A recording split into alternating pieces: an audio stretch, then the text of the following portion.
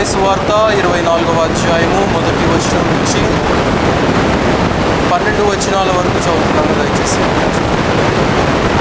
యేసు దేవాలయం నుండి బయలుదేరి వెళ్ళుచుండగా ఆయన శిష్యులు ఆ దేవాలయపు కట్టడములు ఆయనకు చూపించమని అందుకు ఆయన, మీరు ఇవన్నీ చూస్తున్నారు కదా, రాతి మీద రాయి ఒకటి అయినను ఇక్కడ నిలిచి ఉండకుండా పడద్రోయబడుతుంది మీతో నిశ్చయముగా చూపించడానికి వారితో ఆయన ఒలీవల కొండ మీద కూర్చుండి ఉన్నప్పుడు శిష్యులు ఆయన దగ్గరకు ఏకాంతముగా వచ్చారు.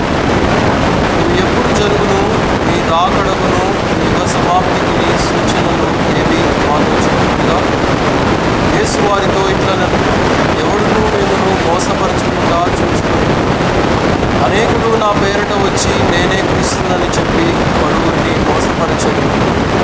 మరియు మీరు యుద్ధములను గూర్చియు యుద్ధ సమాచారములను గూర్చియు వినబోదురు. మీరు కలవరపడకుండా చూచుకొనుడి. ఇవి జరగవలసి ఉన్నవి కానీ అంతము వెంటనే రాదు. జనము మీదకి జనమును, రాజ్యము మీదకి రాజ్యమును లేచును. అక్కడక్కడ కరువులను, భూకంపములను కలుగు. ఇవన్నీ వేదనలకు ప్రారంభం. అప్పుడు జనులు మిమ్మును శ్రమల పాలు చేసి చంపెరు. మీరు నా నామము నిమిత్తము సకల జనముల చేత ద్వేషింపబడును. అనేకులు అభ్యంతరపడి ఒకరినొకడు అప్పగించి ఒకరినొకడు ద్వేషించు. అనేకులైన అబద్ధ ప్రవక్తలు వచ్చి పలువురిని మోసపరచెదరు. అక్రమము విస్తరించుట చేత అనేకుల ప్రేమ చల్లారును. దేవుడి కొద్ది వాక్య భాగాన్ని చిన్నగా చిన్న ప్రార్థన చేస్తుంది. ఇలా లోపలికి చూపించండి. ప్రభా పరిశుద్ధమైన యేసయ్య, ఈ యొక్క లేఖాంశంలో ఇంతవరకు ఆరాధన కార్యక్రమం అంతట్లో కూడా మీరే సర్వమహిమగా పొందుతున్నారని నమ్ముచున్నాము. అలాగనే మా ప్రభా ఈ సమయంలో చదవబడినటువంటి లేఖన భాగంలో దీవించుకునైనా చదవబడినటువంటి లేఖనాల్లో ఉండేటువంటి సత్యాలనైనా ఆత్మ జ్ఞానం చేత ఆత్మరక్షణ ద్వారానైనా మా హృదయాలను చేయండి. ఇవ్వబడిన నేను వంటివాడును మీ యొక్క శిరోచాటును మరుగుపరిచి మా హృదయాలకు కావలసినటువంటి మీ యొక్క సత్యాలను మీరే మాకు బోధించు. యేసుక్రీస్తు వారి నామములో స్తుతించి వేడుకొంచున్నాము తండ్రి.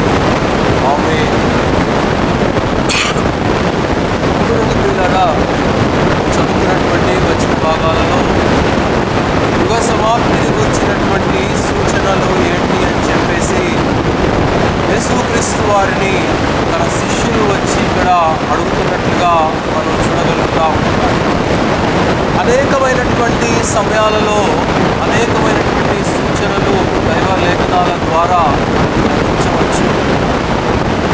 అనేక సంవత్సరాల నుండి మరి మనము పుట్టిన దగ్గర నుండి కూడా క్రైస్తవులు ఉన్నటువంటి మనము అనేకమైనటువంటి బోధల ద్వారా అనేకమైనటువంటి సమయాలలో అనేకమైనటువంటి ఉపదేశకుల ద్వారా ఈ యొక్క రెండవ రాకడ గురించినటువంటి సత్యాలను కానీ లేకపోతే ఈ యొక్క సంభవాలను గురించి విషయాలను కానీ మనం వింటూ వస్తూనే ఉన్నాం.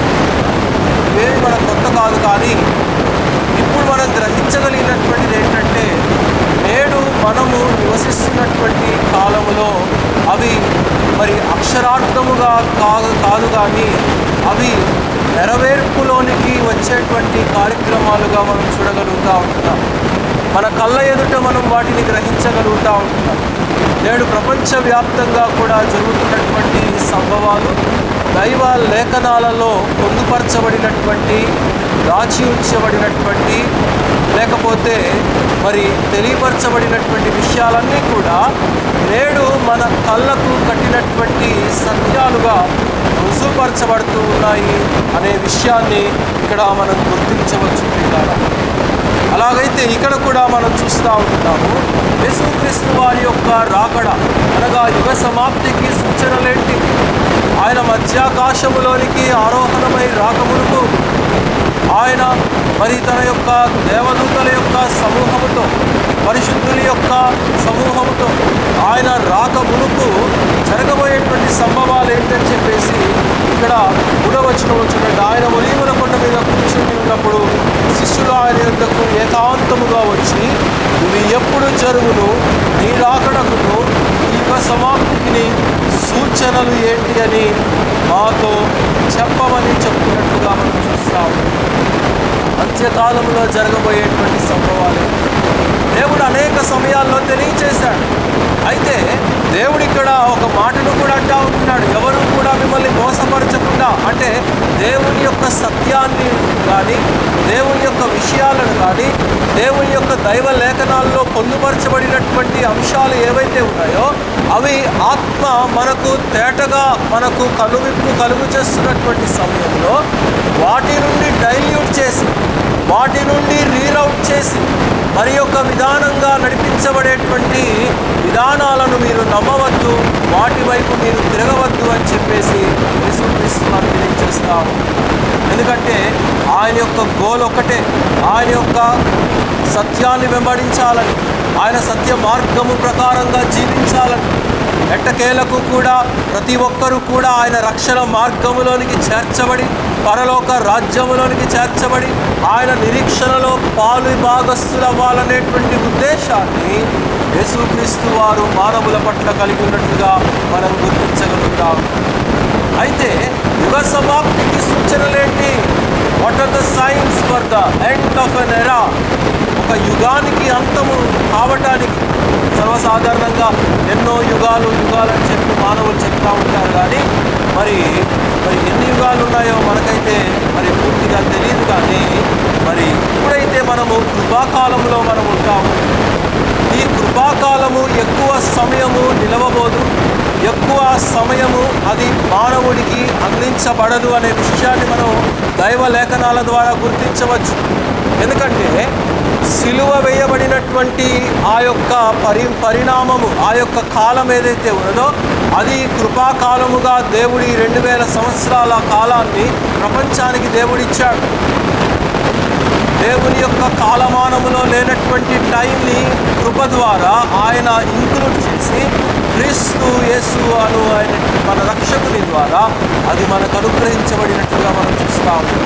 అయితే దానిని మనం నిరర్థకము చేసుకోకూడదు.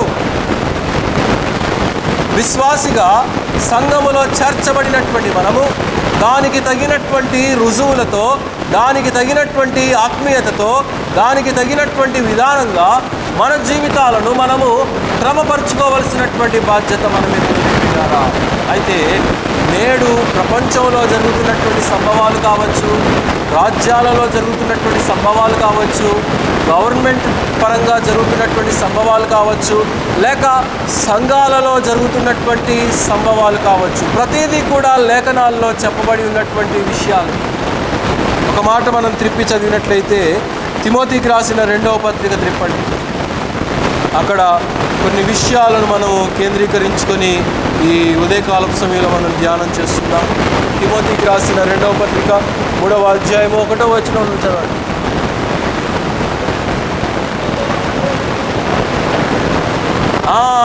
అంత్య దినములలో అపాయకరమైనటువంటి కాలములు వచ్చునని తెలుసుకొనుము. తెలుసుకో. కనుక అంత్యకాలంలో అపాయం అంటే కంటికి కనిపించేదే కాదు, కంటికి కనిపించినటువంటి అపాయాలు కూడా ఒక విశ్వాసి చుట్టూ కూడా కలగటానికి అవకాశం ఉన్నది. అది న్యాచురల్గా కలగవచ్చు, లేకపోతే అది అన్యాచురల్గా కూడా కలగవచ్చు. కాబట్టి విశ్వాసి ఎప్పటికప్పుడు జాగ్రత్తగా మరి కలిగి ఉండవలసినటువంటి వారమై ఉంటున్నాం. అయితే ఏ రీతిగా అంత్యకాలంలో మరి సమస్తము కూడా దుష్టత్వము పెరిగిపోతూ ఉన్నది, సమస్తము కూడా మరి దుర్నీతి, అన్యాయము, అక్రమము, అనేక రకాలుగా మానవుడు దౌర్బల్యమైనటువంటి స్థితిలోనికి దిగజారిపోతున్నటువంటి పరిస్థితుల మధ్య మనము నేడు జీవిస్తూ ఉంటున్నాం. అందుకే అక్కడ పౌలు భక్తుడు తిమోతికి రాస్తూ ఉంటున్నాడు, అంత్యకాలంలో అపాయకరమైనటువంటి సంభవాలు జరుగుతాయి. There will be many pestilences. చాలా తెగుళ్ళు పుడతాయి. కరోనా అయిపోయిందని మనం అనుకుంటా ఉన్నాం, కానీ ఒక వేరియంట్ ఇంకా ప్రపంచాన్ని అల్లాడిస్తూనే ఉన్నది. 24 దేశాల్లో రీసెంట్గా ఒక 2 నెలల నుంచి మరణిస్తూనే ఉన్నారు ప్రజలు. ఎక్కువ దేశాలుగా అది వ్యాపించింది. కాబట్టి సంభవాలు జరుగుతూనే ఉన్నాయి. మానవుడు గుర్తించాలనేది దేవుని యొక్క ఉద్దేశం అంటున్నది. క్రీస్తు యొక్క రాకడ అత్యంత సమీపముగా ఉన్నదనే విషయాన్ని మానవుడు గుర్తించలేకపోతా ఉంటున్నాడు. సాతానుడు అవిధేయత వలన, సాతానుడు కలుగు చేస్తున్నటువంటి అంగత్వము వలన మానవుడు రక్షణ భాగ్యాన్ని చేరుకోలేకపోతున్నాడనే విషయాన్ని ఇక్కడ మనం అర్థం చేసుకోవాల్సింది.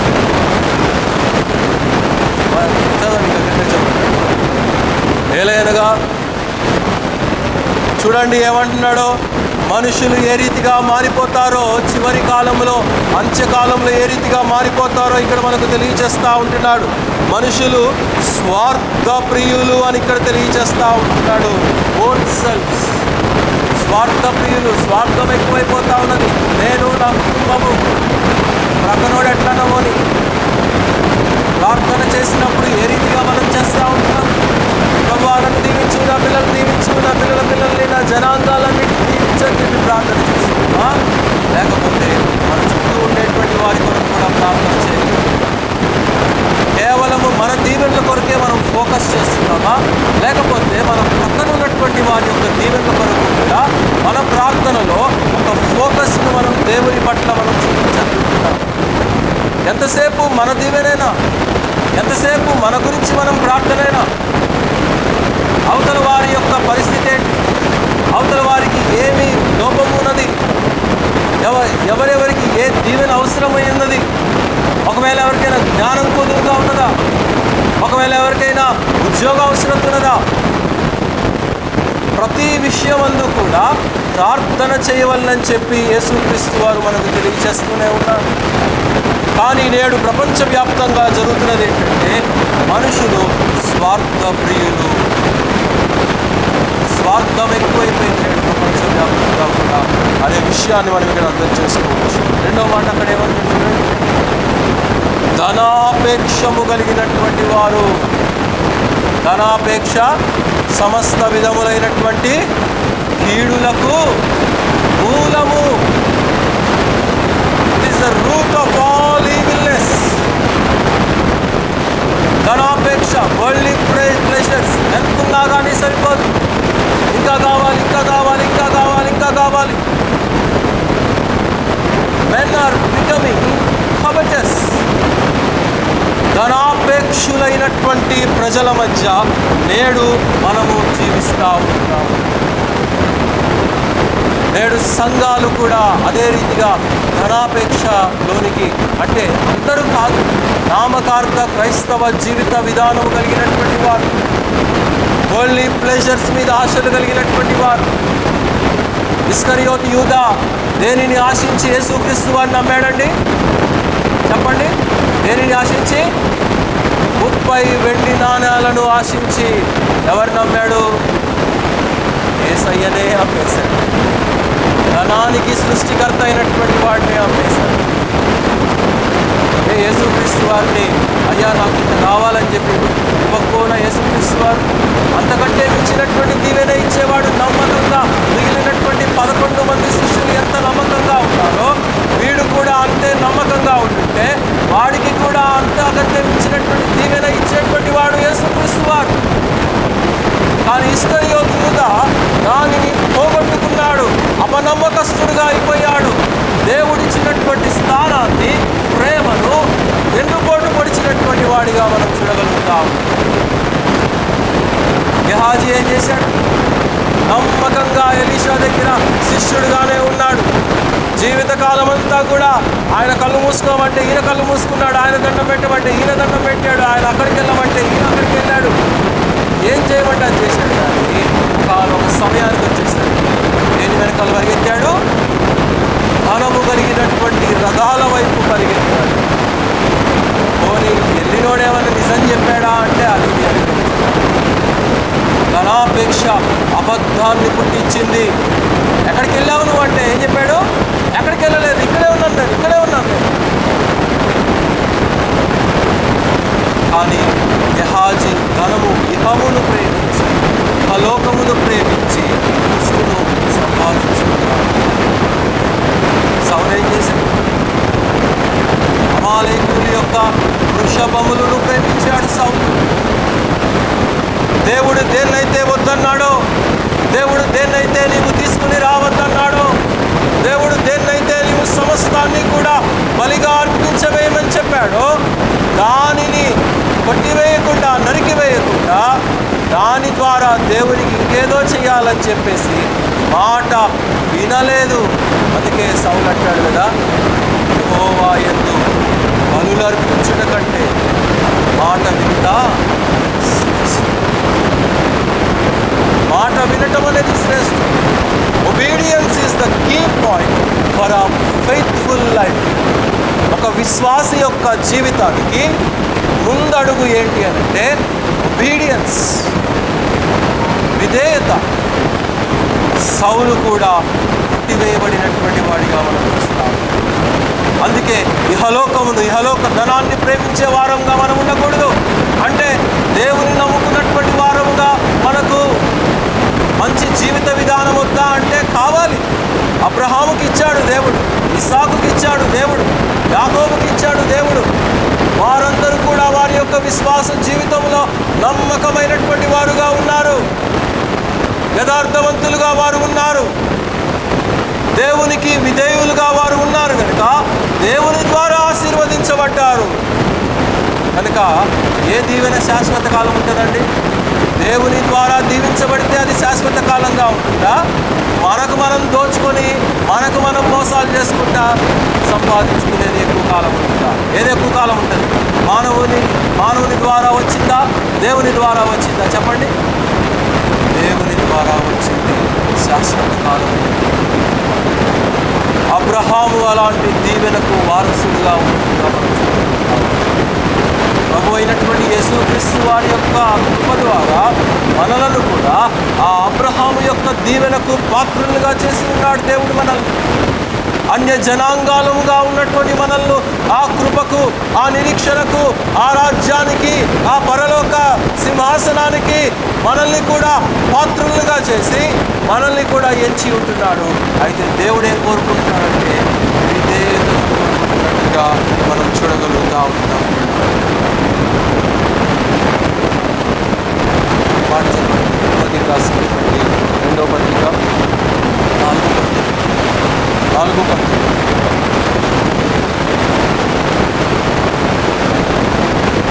ప్రిస్కిల్లకును అకులకును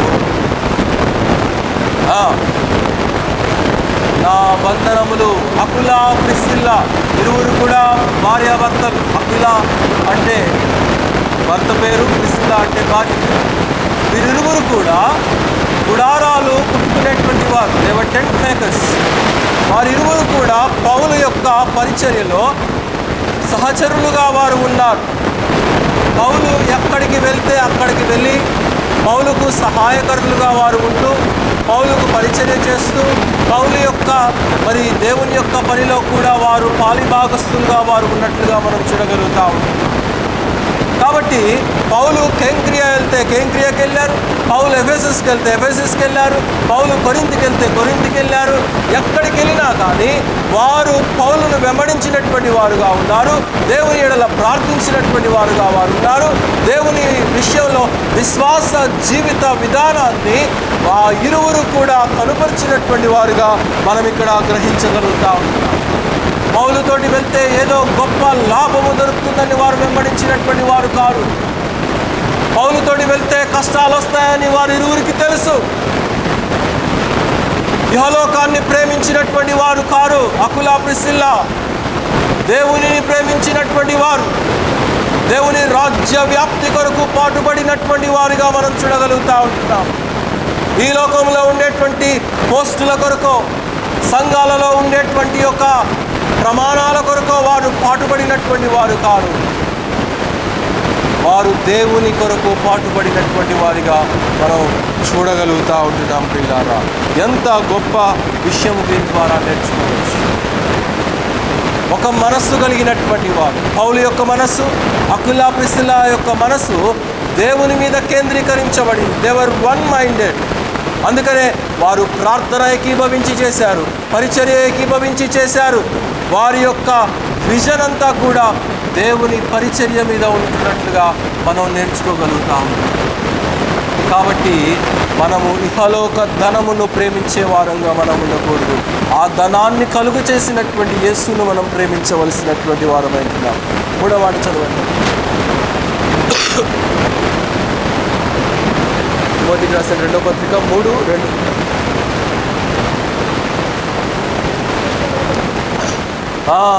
3వ మాట ఏంటి? బింకములాడువారు అని అంటా ఉంటున్నారు. బింకములాడువారు అంటే బోస్టర్స్, తమను తాము ఎక్కువగా ఉన్నటువంటి స్థితి కంటే కూడా ఎక్కువగా చూపించుకోవాలనుకునేటువంటి వారు, అంటే దేవుడు ఇవ్వనటువంటి ఆధిక్యతను ఏదో మానవుల మీద కనపరుచుకోవాలనుకునేటువంటి వారు బింకములాడేటువంటి వారు, లేకపోతే లయింగ్ టంగ్, అబద్ధములాడేటువంటి వారు. మన బైబిల్ క్లాస్లో కూడా అశోక్ కుమార్ గారు మనకు తెలియజేశారు, బింకములాడేటువంటి నాలుక కలిగినటువంటి వాడు యెహోవా పర్వతము మీద నిలువలేడు అని చెప్పేసి మనం విన్నాం.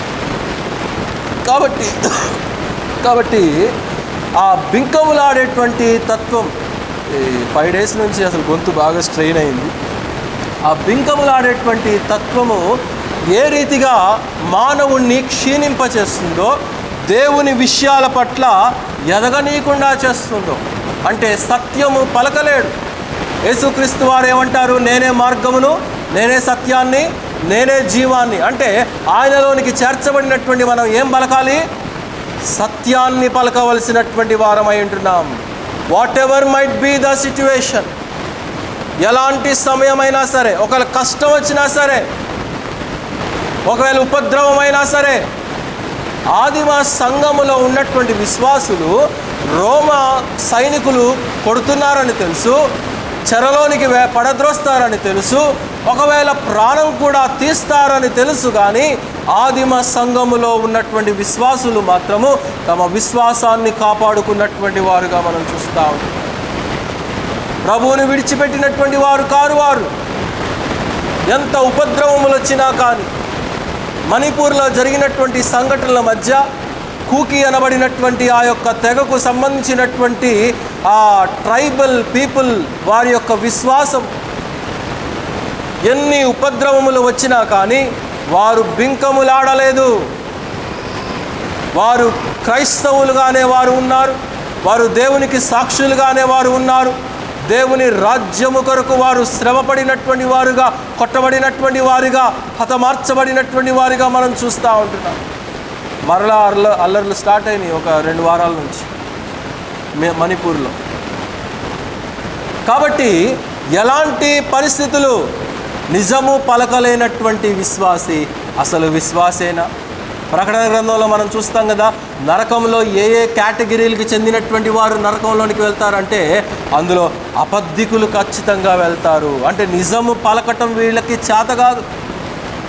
ఉదయం లేచిన దగ్గర నుండి రాత్రికాలం పడుకోబోయేంత వరకు కూడా అబద్ధపు జీవితము, బింకములాడేటువంటి జీవితము, కళ్ళలాడు నాలుక, కపటము కలిగినటువంటి జీవిత విధానం. తర్వాత చదవండి. అహంకారులు, ప్రౌడ్నెస్. ఎప్పుడైతే అబద్ధము ఆడేటువంటి జీవితము, కలలాడేటువంటి నాలుక ఉంటుందో, ఈ యొక్క బోస్టర్స్, తమను తాము ఎక్కువగా కనుపరుచుకునేటువంటి వారు, మరి తమను తాము ఎక్కువగా చూపించుకోవాలనుకునేటువంటి వారు ఈ యొక్క ప్రౌడ్నెస్కు కేటగిరీలోనికి వస్తారనే విషయాన్ని మనం ఇక్కడ గమనించాలి ప్రియులారా. గర్వము, ఆనందించేటువంటి వాడు, అతిశయపడేటువంటి వాడు దేని యందు అతిశయపడాలి? యేసు యందు అతిశయపడాలి. క్రీస్తుకు మించినటువంటి అతిశయము, క్రీస్తుకు మించినటువంటి భాగ్యము విశ్వాసికి లోకంలో ఏది కూడా లేదు. ఆ విషయాన్ని ప్రతి రక్షించబడినటువంటి విశ్వాసి కూడా గుర్తుంచుకోవాలి. ఉంటే ఉండొచ్చు బ్యాంక్ బ్యాలెన్స్, ఉంటే ఉండొచ్చు ఆస్తిపాస్తులు, కానీ అవేవి కూడా మన ఆత్మీయతను కబలించేవిగా అవి ఉండకూడదు. మన అతిశయం, మన గర్వం మన ప్రభు అయినటువంటి యేసుక్రీస్తు వారే ఉండాలి, కానీ ఈ లోకము ఉండకూడదు. లూసిఫర్ తలంచిందదే. వాడు కదిలితేనే మ్యూజిక్. దేవుడు అంతా అందమైనటువంటి రూపాన్ని లూసిఫర్కు పరలోకంలో ఇచ్చాడు. దేవుడు తరువాత స్థానము వాడిదే. వాడి తర్వాతనే మిగిలినటువంటి ఏ దూతలైనా కానీ, మికాయేలు కావచ్చు, గబ్రియేలు కావచ్చు, ఇంకొక దూత, ఏ దూతలైనా కావచ్చు, వీడిలో నుండి వచ్చేటువంటి ఆ యొక్క మ్యూజికల్ బీయింగ్, వాడిలో నుండి వచ్చేటువంటి ఆ యొక్క హార్మనీ, ఆ యొక్క రిథమ్, ఆ యొక్క గిటార్, సమస్త విధానాలు కూడా వాడిలో అమర్చబడి ఉన్నప్పుడు ప్రభువును స్తుతిస్తూ, ప్రభువును గణపరుస్తూ, మహామహుని యొక్క సింహాసనమునందు ఆసీనుడుగా ఉన్నటువంటి యొక్క లూసిఫర్ ప్రభువును సేవించడం అత్యంత విలువైనటువంటి విషయం అని వాడు గుర్తించక ఏమని అనుకున్నాడు? తన హృదయంలో గర్వము ప్రవేశించింది. యెషయా గ్రంథం త్రిప్పండి. యెషయా గ్రంథము 14వ అధ్యాయము 12వ వచనం.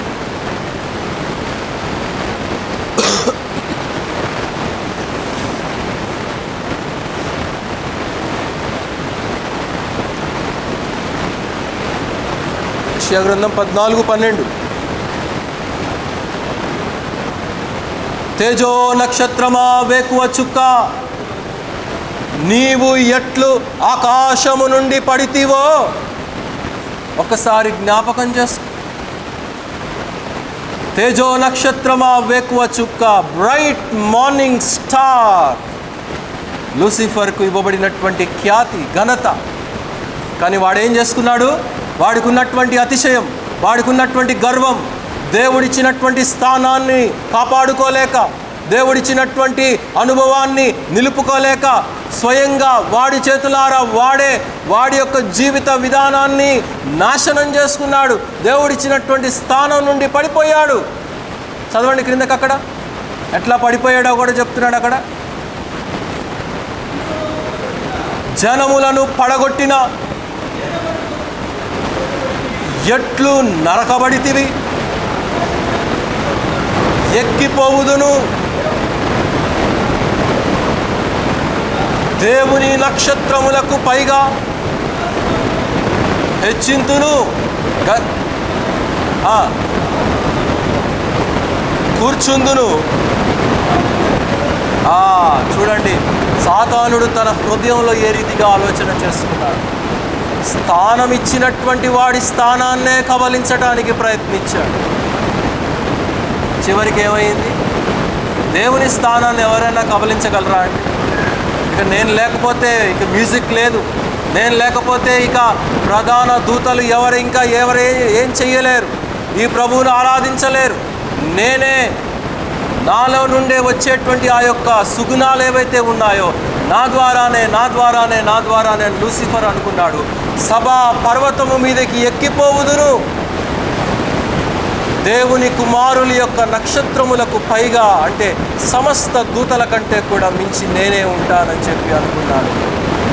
నేను లేకపోతే ఇంకేది జరగదని అనుకున్నాడు. కానీ దేవునికి అసాధ్యమయ్యేటువంటిది ఏదీ లేదు. దేవుని కార్యక్రమాలు ఒక వ్యక్తిని బట్టో, ఒక కుటుంబాన్ని బట్టో, లేకపోతే ఒక సేవకుని బట్టో, లేకపోతే ఒక విషయాన్ని బట్టో దేవుని కార్యక్రమాలు ఆధారపడి ఉండవు. దేవుని కార్యక్రమాలు దేవుని ఆత్మపూరితమై, దేవుడు ఎవరి ద్వారానైనా కానీ దేవుడి కార్యక్రమాలు జరిపించుకోగలడు. ఆ విషయాన్ని మీరైనా, నేనైనా, ఎవరమైనా అని గుర్తుంచుకోవాలి. కాబట్టి గర్వము మన హృదయాల్లోనికి వచ్చినప్పుడు సాతానుడు చేసినటువంటి తప్పిదము అదే. He has fallen like a thunder from the sky. ఒక స్ఫటికము వలె ఆకాశము నుండి అతడు పడిపోవుట నేను చూచి తిని అని హెస్కేలు గ్రంథంలో రాస్తాను. అప్పుడప్పుడు ఉరుములు వస్తున్నప్పుడు థండర్స్ మనం చూస్తాం కదా, మెరుపులు ఎంత వేగంగా మనం చూడగలుగుతామో కొన్ని మెరుపుల్ని చూడలేం, అలా స్ట్రైకర్ అయ్యి వెళ్ళిపోతూ ఉంటాయి. అంతకంటే వేగంగా వాడి నాశనాన్ని వాడే పోగొట్టుకుంటాడు. కాబట్టి ఎలాంటి జీవిత విధానాన్ని విశ్వాసి సంపాదించుకోకూడదో మనం గుర్తించుకోవచ్చు పిల్లల. సామెతల గ్రంథం చెప్పండి 15వ అధ్యాయము 33వ వచనం.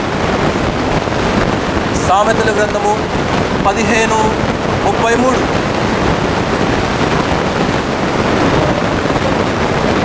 యెహోవా యందు భయభక్తులు కలిగి ఉండుట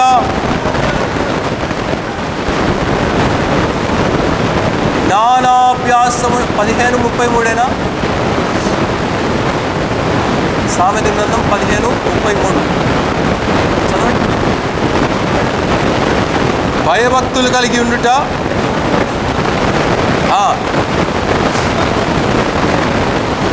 చూడండి ఏమంటున్నాడో, ఘనతకు ముందు వినయము ఉండును అని అంటున్నాడు. కనుక ఒబీడియన్స్ ఈజ్ ద ఫస్ట్.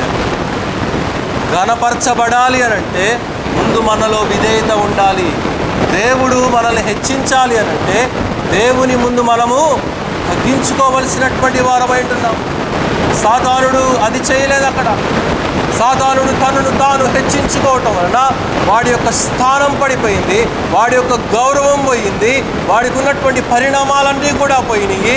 చివరికి ఎక్కడికి మిగిలాడంటే శూన్యంలో దిగుతూ ఉన్నాడు. ఆకాశ మండలంలో ఉన్నటువంటి శూన్యంలో దిగుతూ ఉన్నాడు. ఇప్పుడు సభా పర్వతము లేదు, తేజో నక్షత్రము లేదు, వేకువ చుక్క అనేటువంటి బిరుదు లేదు, ఏది కూడా లేదు. దానికి కారణము గర్వము. అదే దేవుని పాదాల దగ్గర అణిగి మణిగి ఒదిగి గనక ఉన్నట్లయితే సాతానుడు ఇంకెంత గొప్పగా దైవ లేఖనాల్లో మనం చూసేటువంటి వారము మనం అర్థం చేసుకోవచ్చు. తర్వాత 4వ విషయాన్ని మనం చూసినట్లయితే తిమోతి పత్రికలో 4వ మాట ఏమంటున్నాడండి? దూషకులు అని అంటా ఉంటారు. బ్లాస్ఫెమర్స్ మన చుట్టూ ఉంటూనే ఉంటారు. అనేక మంది ఉదయం లేచిన దగ్గర నుంచి భార్యను తిడతానే ఉంటారు, పిల్లల్ని తిడతానే ఉంటారు, బంధువులు తిడతానే ఉంటారు. నోటికి వచ్చినట్లుగా బ్లాస్ఫెమింగ్ దైవజనులు తిడుతూనే ఉంటారు, సంఘ పెద్దలు తిడతానే ఉంటారు. దేవుడు నోటిని ఇచ్చింది మనకిష్టం వచ్చినట్లుగా మనం దాన్ని ఉపయోగించుకోవడానికి కాదు. విశ్వాసిగా మన నోటి నుండి మధురమైనటువంటి పలుకులు రావాలని, దేవునికి ఇష్టమైనటువంటి మాటలను మనం మాట్లాడాలని, మన నోటి ద్వారా దేవుడు స్తుతించబడటానికి ఇష్టపడతాడు. మన నోటి నుండి వచ్చేటువంటి ప్రతి మాట ద్వారా మరి దేవుడు గౌరవించబడాలని, మనం ఎంత మృదువుగా మనం మాట్లాడితే, ఎంత నెమ్మదిగా మనం మాట్లాడితే మనం దేవునికి గౌరవాన్ని ఇచ్చేటువంటి వారంగా మనం ఉంటామో మనం అర్థం చేసుకోవచ్చు. అలా కాకుండా ఉదయం లేచిన దగ్గర నుండి కిచెన్లో ఉండేటువంటి గిన్నెలన్నీ కూడా దనదనమని పడేసుకుంటా, ఇంట్లో ఉన్నటువంటి భర్తను తిట్టుకుంటా, పిల్లల్ని తిట్టుకుంటా, అది క్రైస్తవ మర్యాదకు అనుగుణంగా, క్రైస్తవ నియమావళికి అది అనుగుణం కాదనే విషయాన్ని ఇక్కడ మనం అర్థం చేసుకోవాలి. తర్వాత మాట ఏమంటారండి? తల్లిదండ్రులకు అవిధేయులను అని అంటారు. నేడు తల్లిదండ్రులకు విధేయులుగా ఉండేటువంటి పిల్లలను చాలా లైట్గా మనం చూడవచ్చు, చాలా తక్కువ పాలల్లో మనం చూడవచ్చు. ఎందుకంటే తల్లిదండ్రుల మీద ఆధారపడేటువంటి విధానము నేడు ఉండట్లేదు. స్వతంత్ర నిర్ణయాలు ఎక్కువైపోయినాయి, స్వతంత్ర జీవితాలు ఎక్కువైపోయినాయి. స్వయంగా తమ జీవితాల్ని తాము స్థిరపరచుకోగలమని, తమను తాము నిర్దేశించుకోగలమని చెప్పి పిల్లలు ఒక స్టేజ్కి వచ్చేసరికి తల్లిదండ్రుల యొక్క మాట వినట్లేదు, లెక్క చేయట్లేదు. కానీ అలాంటి విధానము కంటే కూడా తల్లిదండ్రుల యొక్క మాట ఏ వయసులో ఉన్నా కానీ మరి తల్లిదండ్రులు చెప్పేటువంటి మాటలను మనం గౌరవించి వినేటువంటి వారంగా కనుక మనం ఉన్నట్లయితే మన జీవితాలను ఒక మంచి బాటలో మనం ముందుకు కొనసాగించుకునే వారంగా మనం ఉంటాం. ఇస్సాకు ఆ రీతిగా అబ్రహాముకు విధేయుడయ్యాడు. ఇస్సాకు లోబడనటువంటి వాడుగా ఎప్పుడూ కూడా తండ్రికి మనం చూడం. అలాగే ఆత్మీయంగా మనం కూడా పరలోకపు తండ్రికి కుమారులం. యోహాను పత్రిక 3వ అధ్యాయము 1వ వచనంలో మనం చూస్తాం కదా, మనమందరము కూడా ఇప్పుడు దేవునికి పిల్లలమై ఉన్నాము, కుమారులము కుమార్తెలమై ఉన్నాము అని చెప్పంటాడు. అలాగైతే మన పరలోకపు తండ్రి యొక్క మాటను మనం వినవలసినటువంటి బాధ్యత మన మీద ఉన్నది. ప్రియులారా, లెక్క చేయలేనటువంటి విధానం. నీకేం తెలుసులే, నాకే తెలుసు అంతా, ఇది నా నిర్ణయం, నా జీవితం, నాకు ఇష్టం వచ్చిన కోర్సు నేను తీసుకుంటా. సరే, కోర్సు నీ ఇష్టం వచ్చింది తీసుకో, తర్వాత మళ్ళీ బలవంతంగా నువ్వే నన్ను నాశనం చేసేవాడే బదులు పిల్లలు ఏ కోర్సు తీసుకుంటారో వాళ్ళకి ఆ కోర్సు అప్పచెప్పేయండి. ఎంతవరకు చదువుతానంటే అంతవరకు చదివించేయండి. మళ్ళీ మీరే నన్ను చదివించలేదు, మీరే నన్ను ఇది చేశారని చెప్పి తల్లిదండ్రుల మీద నేరం పెట్టకుండా తల్లిదండ్రులుగా మనం చేయాల్సిన బాధ్యత మనం చేయాలి. కానీ పిల్లలు కూడా వారు చేయాల్సినటువంటి బాధ్యత, వారు కుటుంబంలో ప్రవర్తించవలసినటువంటి ప్రవర్తన, వారు ఏ రీతిగా తమ జీవిత విధానాలని నిర్ణయాలు తీసుకుంటున్నారో, ఒక ఉద్యోగ విషయం కావచ్చు, ఒక మ్యారేజ్ విషయం కావచ్చు, ఒక కుటుంబాలను నడిపించుకునేటువంటి విధానం కావచ్చు, సమస్తములో కూడా ఒక గైడెన్స్ అనేది చాలా ఇంపార్టెంట్ అయినది. నమ్ముతారో నమ్మరో, ఈ 9 నెలల్లో మమ్మీ లేకపోవడం అనేది కుటుంబంలో నాకు ఎంతో లోటుగా ఉంది. అంతకు మునుపు డాడీ లేకపోతే 10 సంవత్సరాలు పెద్ద తేడా అనిపించలేదు. ఎందుకంటే ఏదో ఒక చిన్న చిన్న విషయాల్లో ఏదో ఒక సలహా ఇవ్వడమో, ఏదో ఒకటి గద్దించడమో, ఏదో ఒకటి తినడమో, ఏదో ఒకటి ఉండేది. ఈ 8 నెలల నుంచి అది కూడా లేకపోయేసరికి తప్పదు. అఫ్కోర్స్ అందులో మీరు ఉన్నారు. కొన్ని విషయాలు నాకు డౌట్ వచ్చినప్పుడు అశోక్ కుమార్ గారు అడుగుతూ ఉంటారు. నటుల్లాంటి వాళ్ళు ఉన్నారు, నాకు నటుల్లాగా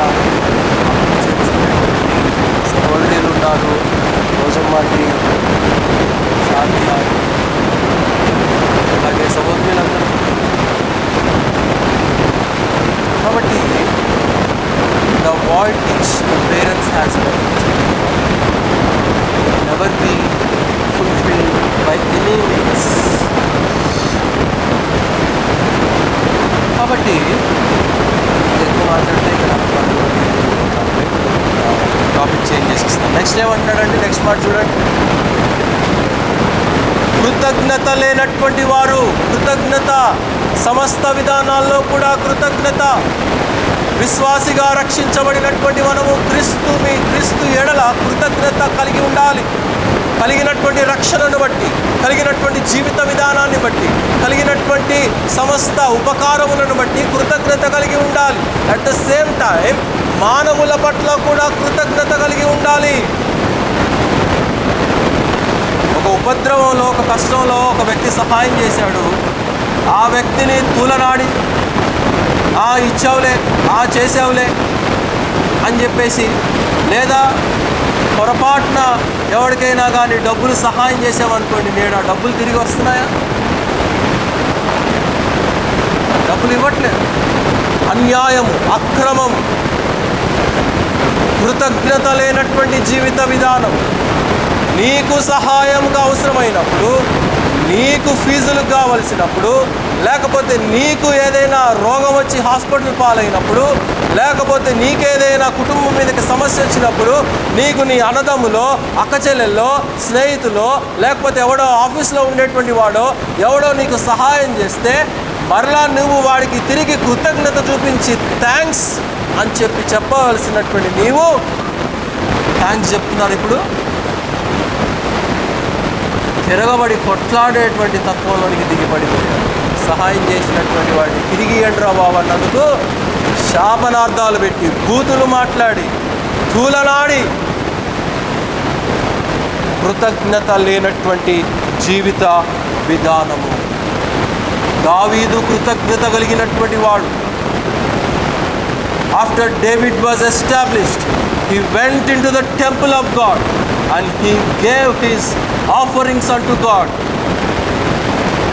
దావీదు స్థిరపరచబడిన తర్వాత దావీదు తన హృదయములో, దేవుడు యెహోవా నాకు చేసినటువంటి ఉపకారములన్నిటికీ నేను ఆయనకు ఏమి చెల్లించుదును,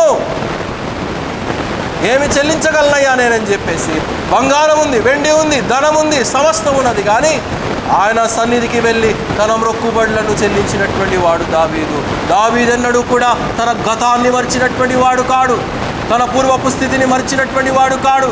ఏ గొర్రెల కాపరిగా ఉన్నటువంటి వాడిని తీసుకొని పోయి యెరూషలేము పట్టాభిషిక్తుడిగా చేశాడో ఆ ప్రభువును మర్చినటువంటి వాడు కాడు దావీదు. ఇవాళ రేపు క్రైస్తవులకి 4 డబ్బులు ఉన్నాయో లేదో గత చరిత్ర అంతా కూడా మర్చిపోయి బంధువుల్ని తిట్టి, స్నేహితుల్ని తిట్టి, సేవకుల్ని తిట్టి, రక్త సంబంధికుల్ని తిట్టి అందరినీ తూలనాడి ఏం సాధిస్తావు ఏకాగిగా. కాబట్టి పౌలును కనుక మనం చూసినట్లయితే పౌలు అంటాడు, ఒకప్పుడు నేను హింసకుడను, దూషకుడను, హానికరుడను, కానీ ఇప్పుడైతే నేనేమై ఉన్నానో అది దేనివల్ల అంటాడు, దేవుని యొక్క కృప వలననే అని చెప్పి తెలియజేస్తాను. పాట కూడా పాడతాం కదా, అర్హతే లేని నాపై నీదు ప్రేమ చూపినా కృపామయా, అర్హతే లేని నాపై నీదు ప్రేమ చూపినా కృపామయా. తర్వాత నా ఊహల కంటేను అధికముగా దయచేయు ప్రేమమయా, నా ఊహల కంటేను అధికముగా దయచేయు ప్రేమమయా. కృతజ్ఞతతో స్తుతి పాడేదా నా యేసునాదా, నాకై నీవు చేసిన కోటి కోటి కృపలు. దావీదు తన మీద కుమ్మరించబడినటువంటి కృపను ఎన్నడూ కూడా మర్చిపోయినటువంటి వాడు. We are being saved by only the unmerited favor which was shown on the cross. ఆ సిలువలో చూపించబడినటువంటి ఆ వెలలేనటువంటి త్యాగము ద్వారా, కృప ద్వారా మనము ఎన్నిక చేయబడ్డాము, మనము గుర్తించబడ్డామనే విషయాన్ని మనం ఇక్కడ గుర్తించాలి. అందుకే దావీదు యొక్క వంశావళి యేసుక్రీస్తు యొక్క జనాంగములో చేర్చబడింది. దావీదు కుమారుడైనటువంటి యేసుగా పిలువబడ్డాడు యేసుక్రీస్తు వారు. దావీదును తన జీనియాలజీలో చేర్చినటువంటి యేసుక్రీస్తు వారు. ఎందుకంటే దావీదు అలాంటి విధేయత, వినయము, కృతజ్ఞత కనుపరిచినటువంటి వాడిగా మనం చూస్తూ ఉంటున్నాం. తర్వాత మాట చదవండి. అపవిత్రులను కనుక, అపవిత్రం అంటే జీవిత విధానం అంతా కూడా అపవిత్రతే, దేవుడిచ్చినటువంటి పవిత్రతను కాపాడుకోలేనటువంటి వారు. తర్వాత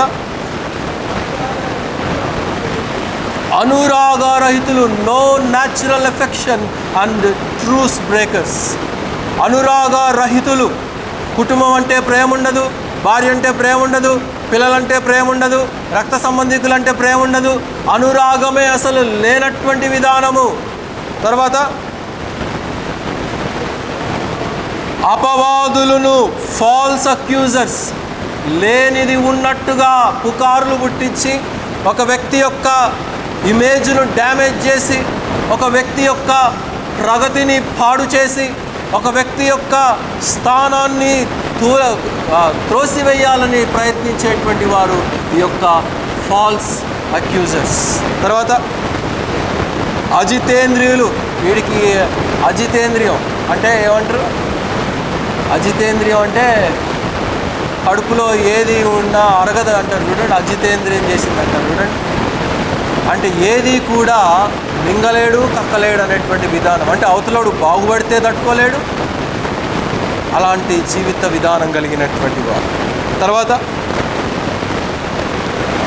క్రూరులను, ఫియర్స్ అండ్ డెస్పైజర్స్, సజ్జన ద్వేషులను. ఒక మంచి వ్యక్తిని మంచి వ్యక్తి అని ఒప్పుకోలేనటువంటి వారు. ఏమండి, ఒక వ్యక్తి మనకు మంచి చేస్తే మంచి చేశారని మనం వాటి గురించి చెప్పడంలో తప్పేమీ లేదు. ఒక గుక్కెడు మంచినీళ్ళు ఇస్తే దానిని ఎన్నడూ కూడా మర్చిపోకూడదని దేవుని లేఖనాల ద్వారా మనం గమనించవచ్చు.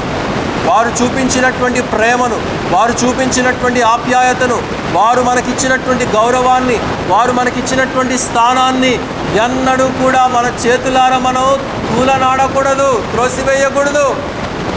కానీ నేడు సభ్య సమాజం ఏ రీతిగా ఉన్నదంటే భ్రష్టత్వంలోనికి దిగజారిపోయింది. ఇవన్నీ కూడా అంత్య దినాల్లో, యుగ సమాప్తిలో జరిగేటువంటి సంభవాలు. ద్రోహులు, మూర్ఖులు, గర్వాంధులు, traitors, heady, high minded people. గర్వాంధులు సమస్త విధానంగా కూడా ఒక వ్యక్తిగా దిగజారిపోయాడు, ఒక మనిషిగా దిగజారిపోయినటువంటి తత్వము. తర్వాత దేవుని కంటే సుఖానుభవమును ఎక్కువగా ప్రేమించువాడు, అంటే ఇండైరెక్ట్గా లోకాన్ని ప్రేమించేటువంటి వాడు అని అర్థం.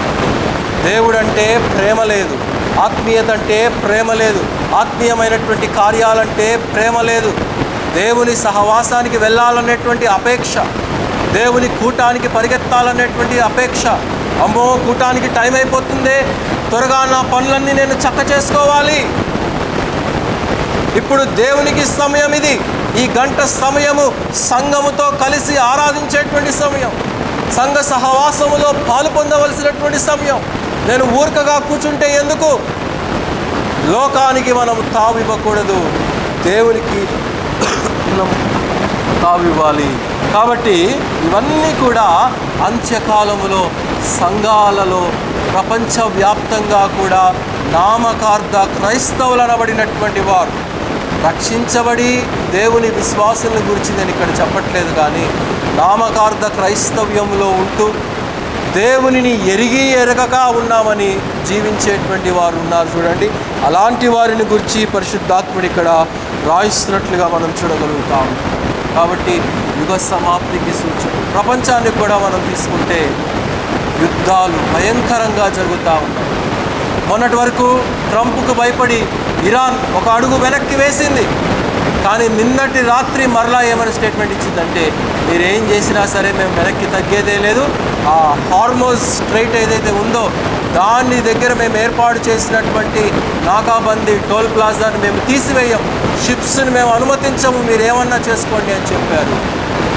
నిన్న రాత్రి డెడ్ లైన్ 21 ఎల్లుండికి డెడ్ లైన్ ట్రంప్ విధించాడు. ఏంటి అని అంటే ఆ టోల్ ప్లాజా ఏదైతే ఉందో ఆ నడి సముద్రంలో వారు ఏర్పాటు చేసినటువంటిది, దాని మీద బాంబులు వేసి మేము దాన్ని సమూలంగా నాశనం చేస్తాం. ఎవరు కూడా తగ్గట్లేదు. క్రూడ్ ఆయిల్ బ్యారెల్ ఎంత ఎక్కువగా పెరిగిపోయింది, నిత్యావసర ధరలు ప్రపంచవ్యాప్తంగా కూడా ఎంత ఎక్కువగా, ముఖ్యంగా మన భారతదేశంలో ఎంత ఎక్కువగా పెరిగిపోతూ ఉన్నదో మీరందరూ గ్రహిస్తూనే ఉంటారు. మనందరం కూడా రేషన్ తీసుకుంటాం, పోయిన నెల బిల్లుకి ఈ నెల బిల్లుకి అంతే సామాన్ తీసుకుంటాం, కానీ బిల్లులో మీరు తేడా చూడవచ్చు. కాబట్టి ప్రతిదీ కూడా మన భారతదేశం రైస్, ఒక రకమైనటువంటి రైస్ ఎక్స్పోర్ట్ ఆపేసింది.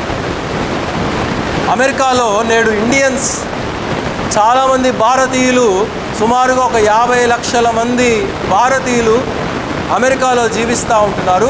సూపర్ మార్కెట్లలో రైస్ దొరకట్లేదంట.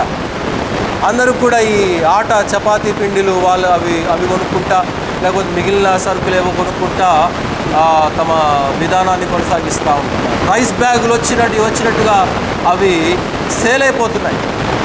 ఎందుకంటే India 40% of the rice exports from India, కానీ అది ఆపేశారు ఒక రకమైనటువంటి ధాన్యాన్ని. 2 సంవత్సరాల క్రితమే వీట్ కూడా ఆపివేయటం జరిగింది ప్రపంచ దేశాలకు ఎక్స్పోర్ట్ చేయటం భారత్ నుంచి. కాబట్టి ఇలాంటి క్లిష్టమైనటువంటి పరిస్థితుల మధ్య మనము జీవించవలసినటువంటి మరి కఠినమైనటువంటి పరిస్థితులను మనం చూడగలుగుతూ ఉంటున్నాం ప్రియులారా. మత్తయి సువార్త 18వ అధ్యాయము 6వ వచనం ముగింపులోనికి వస్తాను. మత్తయి సువార్త 18:6.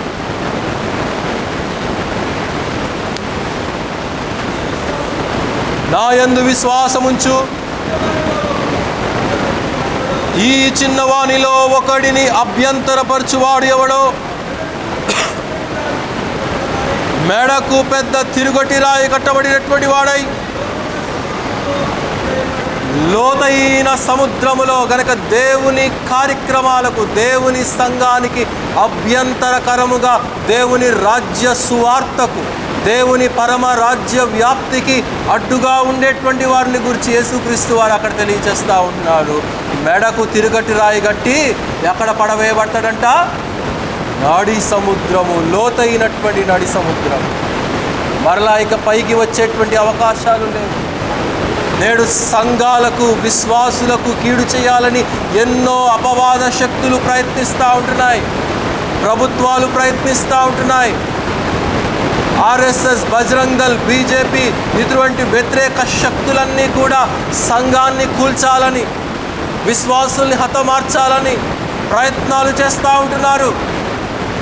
ఆంధ్రప్రదేశ్లో అనేకమైనటువంటి చర్చెస్ని పడద్రోసి వేస్తూ ఉంటున్నారు, డెమాలిష్ చేస్తూ ఉంటున్నారు.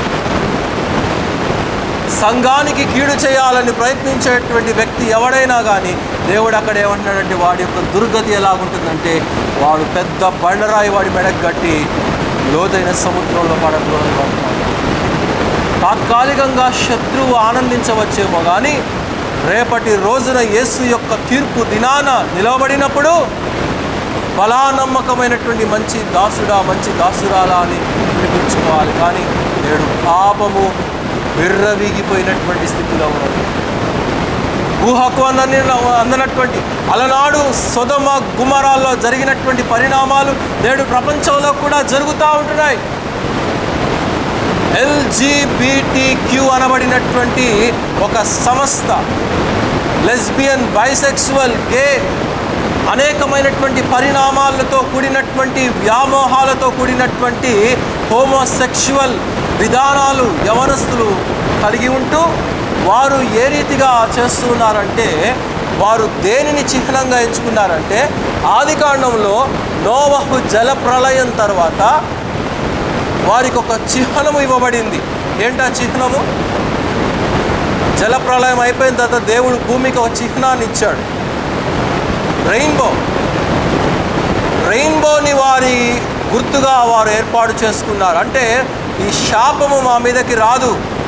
దేవుడేమో మ్యారేజ్ వ్యవస్థను ఏర్పాటు చేసి పురుషులను, స్త్రీలను వివాహ బంధము ద్వారా ఒకటి అయ్యి పిల్లల్ని కనమని చెప్తే వీరేం చేస్తున్నారంటే సొదొమ గుమరాల్లాగా ఈ LGBTQ అనబడినటువంటి సంస్థలను ఏర్పాటు చేసుకొని మరి అసాంఘిక విధానంగా పాశ్చాత్య కార్యక్రమాలను చేస్తూ ఉంటున్నారు. అనేక రాజ్యాలు దానికి ఆమోదం చేస్తూ ఉంటున్నాయి. ఈవెన్ ఇండియాలో కూడా కొన్ని విధానాల్లో వాడు పుట్టడం అలా పుట్టాడు అంటే సరే, అటు కాకుండా ఇటు కాకుండా పుట్టాడు అని అంటే సరేలే అనుకోవచ్చు. వైశ్యం అంటే ఏంటంటే వీడు పురుషుడిగా ఉండి స్త్రీగా ఆపరేషన్ చేసుకోవడం, లేకపోతే స్త్రీగా ఉండి పురుషుడిగా ఆపరేషన్ చేసుకొని మారిపోవడం. పాపము ఎంత విచ్చలివిడిగా పేట్రేగిపోతూ ఉన్నదో నేడు ప్రపంచంలో మనం గమనించవచ్చు. ఇలాంటి వారు రేపు ఎంత దౌర్బల్యమైనటువంటి పరిస్థితి ఉంటుందో. లూకాసు వార్త 21వ అధ్యాయం, లూకాసు వార్త 21వ అధ్యాయం 27వ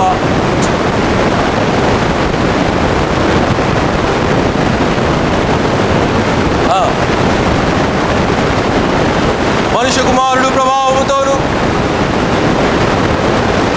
మహామహిమతోను మేఘారుడై వచ్చుట మీరు చూతురు. ఇవి జరగటం ఆరంభించినప్పుడు మీరు ధైర్యము తెచ్చుకొనుడి.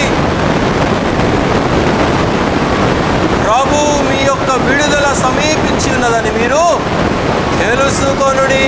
ఈ సంభవాలన్నీ కూడా జరుగుతున్నప్పుడు అంటే ఇప్పుడు మన కళ్ళ ఎదుట జరుగుతున్నటువంటి ప్రపంచవ్యాప్తంగా జరుగుతున్నటువంటి సంభవాలు కావచ్చు, సంఘాలలో జరుగుతున్నటువంటి సంభవాలు కావచ్చు, మన చుట్టూ జరుగుతున్నటువంటి విధానాలు కావచ్చు, ఇవన్నీ జరుగుతున్నప్పుడు మనం ఏం గుర్తించాలంట? యేసు యొక్క రాకడ అత్యంత సమీపముగా ఉన్నదనే విషయాన్ని మనం గుర్తించుకొని మనము మన తల ఎత్తుకొని జీవించాలి. తల ఎత్తుకొని అంటే ఎస్ వీఆర్ క్రిస్టియన్స్ అని మనం సాక్ష్యంగా చెప్పుకోవాలి. తల ఎత్తుకున్నటువంటి జీవిత విధానము, ఆత్మీయత, నడవడిక, మాట, ప్రవర్తన సాక్ష్యముగా కలిగి ఉండవలసినటువంటి వారు అంటున్నాం. ఎందుకంటే మన విడుదల ఈ లోకము నుండి పరమ రాజ్యములోనికి సమీపించబడబోయేటువంటి కాలము క్షణాలు అంత విధానంగా అంత జాగ్రత్తగా మనం సంరక్షించుకోవాలి, కాపాడుకోవాలి, భద్రపరచుకోవాలి. విశ్వాసాన్ని అమ్మివేసుకోకూడదు. జీవిత విధానము నుండి తొలగిపోకూడదు. దేవుడు పెట్టినటువంటి కక్షలో నుండి, క్రమములో నుండి, విశ్వాసపు అనుభవంలో నుండి మార్గము తప్పి జీవించకూడదు. ప్రియులారా, అక్రమము విస్తరించుట చేత పాపము విస్తరించిపోయింది. కానీ సంఘాలు ఆ రీతిగా ఉండకూడదు. ఆఖరిగా మనం చూసినట్లయితే మత్తయి సువార్త 24వ అధ్యాయం 12వ వచనం, మత్తయి సువార్త 24:12 వచనం మనం చదువుతున్నటువంటి వచన భాగంలో 24:12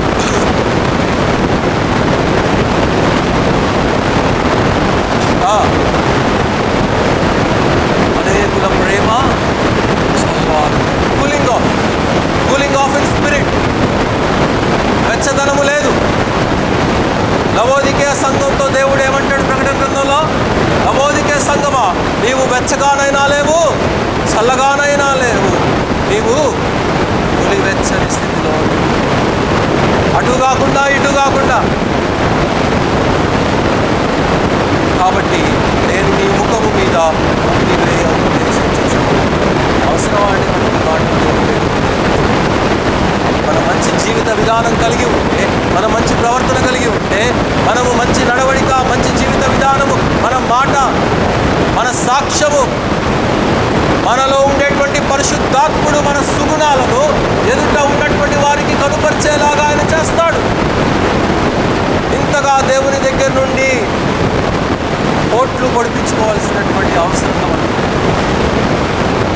అందుకే తిమోతికి రాసిన 2వ పత్రిక 3వ అధ్యాయం 5వ వచనంలో మనం చదివినటువంటి పైకి భక్తి కలిగినటువంటి వారి నుండి దాని యొక్క శక్తిని ఆశ్రయించాలి. There is no use for your words, your actions will speak. నీ క్రియలు నీ విశ్వాసాన్ని చూపించాలి. నేను భక్తుడిని, నేను ప్రార్థనాపరుడిని, నేను విశ్వాసపరుడిని, నేను బైబిల్ అందుతూ ఉండాలి, బైబిల్ వాక్యం nothing nonsense, everything is nonsense. What is your action towards this? సాక్ష్యం ఏంటి, కార్యాలు ఏంటి అని దేవుడు మనల్ని అడుగుతా ఉంటాడు. దేవా, ఇదిగో ఇవి నా క్రియలు, ఇదిగో దేవా ఇవి నా జీవిత విధానం, ఇదిగో నీ కనులు ఎదుట నేను ఏ రీతిగా చూపిస్తున్నాను నీకు తెలుసు నాయన. నీవే దానికి సాక్ష్యం మనము పలకగలిగిన నాడు దేవుడు గణపరచబడగలుగుతాడు, మనము కూడా దీవించబడగలుగుతాడు. దేవుడి కొద్ది మాటలు మనందరి హృదయాల్లో నిండాలుగా దీవించుగాక. ప్రార్థన చేసుకుని మనం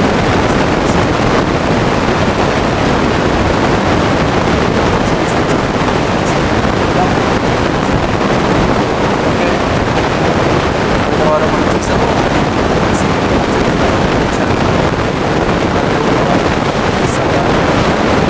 ఏర్పాటు చేసినట్టుగా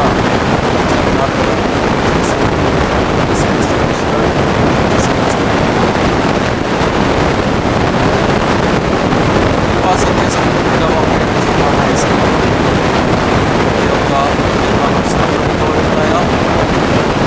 వాక్యం ద్వారా మీరు మాతో మాట్లాడిన విధానాన్ని బట్టి ఎంతగానో విశ్వాసిగా మేము ఈ లోకంలో ఏ రీతిగా మేము జీవించాలో మాకు మరి ఒకసారి మాకు నేర్పించుకుంటానని అలనాడు మీ శిష్యులు మీ యొద్దకు వచ్చి యుగ సమాప్తికి సూచనలు ఏంటి అని చెప్పి మిమ్మల్ని అడిగినప్పుడు ప్రపంచంలో జరిగేటువంటి సంభవాలు, యుద్ధాలు, కరువు, భూకంపాలు, మానవునిలో ప్రేమ చల్లారిపో, విశ్వాస జీవిత విధానంలో నుండి తొలగిపో, క్రైస్తవ మర్యాదల నుండి తొలగిపో, అక్రమం, క్రూరత్వం, వైశ్యాత్మకం, అనేక విధానాలుగా మానవుడు బింకములాడు నాలుక, గర్వం, తనను తాను హెచ్చించుకునేటువంటి సాతానుడి యొక్క స్వభావం ద్వారా ఏ రీతిగా చేటును చేకూర్చుకుంటున్నాడో, స్థానంలో నుండి పడిపోతున్నాడో మేము గ్రహించుకుంటున్నాము.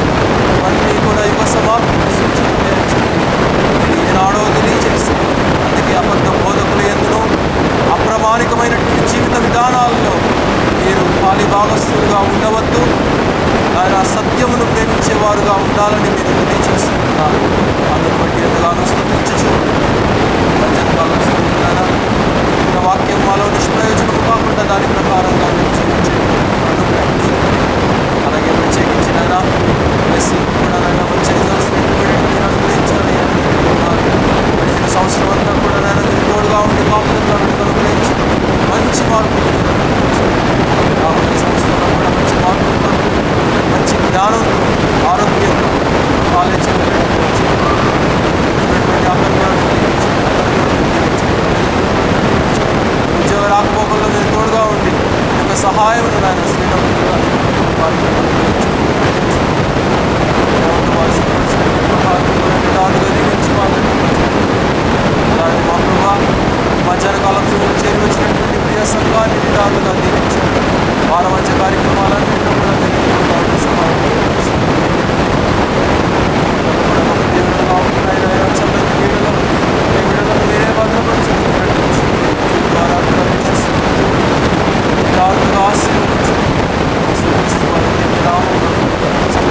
ప్రార్థించున్నాము తండ్రి. ఆమేన్. మన తండ్రి అయినటువంటి దేవుని యొక్క ప్రేమయు, మన ప్రభువు మన రక్షకుడైనటువంటి యేసుక్రీస్తు వారి పరిశుద్ధాత్మ యొక్క అన్యోన్య సహవాసము సన్నిధి సర్వలోకంలో ఉన్నటువంటి పరిశుద్ధులందరితో పాటు మనకును సదాకాలంలోనే నడిపించునుగాక. ఆమేన్. అందరి వందనాలండి.